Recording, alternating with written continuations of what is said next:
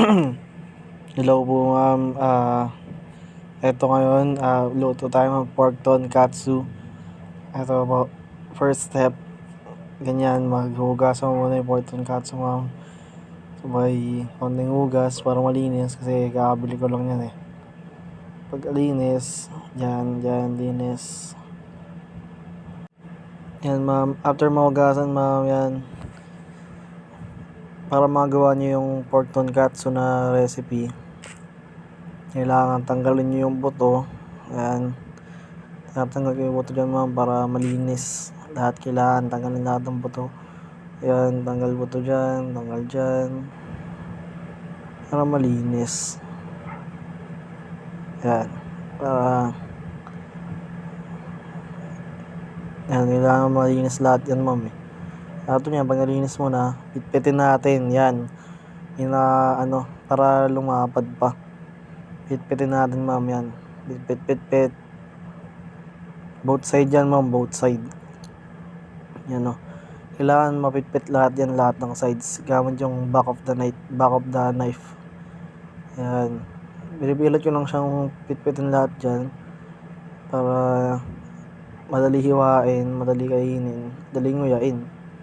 Yan. After yan, sisison na natin yan. Sison natin ng asin, ng black pepper, tapos crushed black pepper, sabay both side asin, sabay black pepper ulit. Yan. After ng black pepper, yan, nasisa natin, pakapitin natin yung lasa.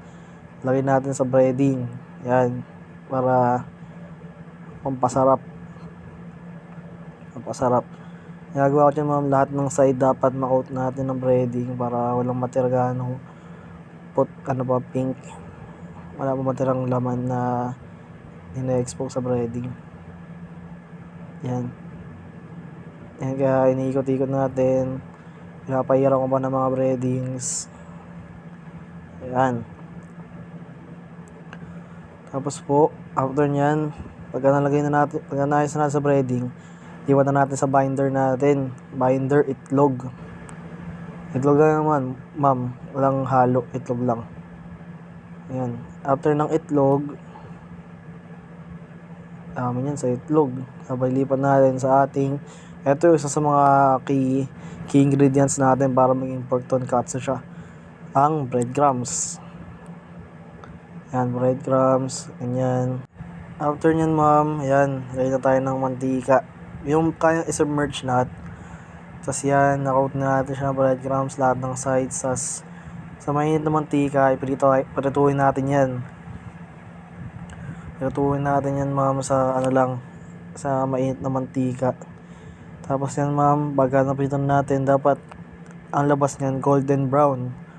Dapat golden brown ng matchub natin na kulay sa kanya. Yan.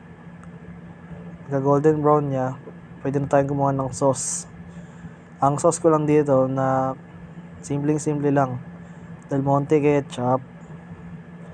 Ayan, napadami pa.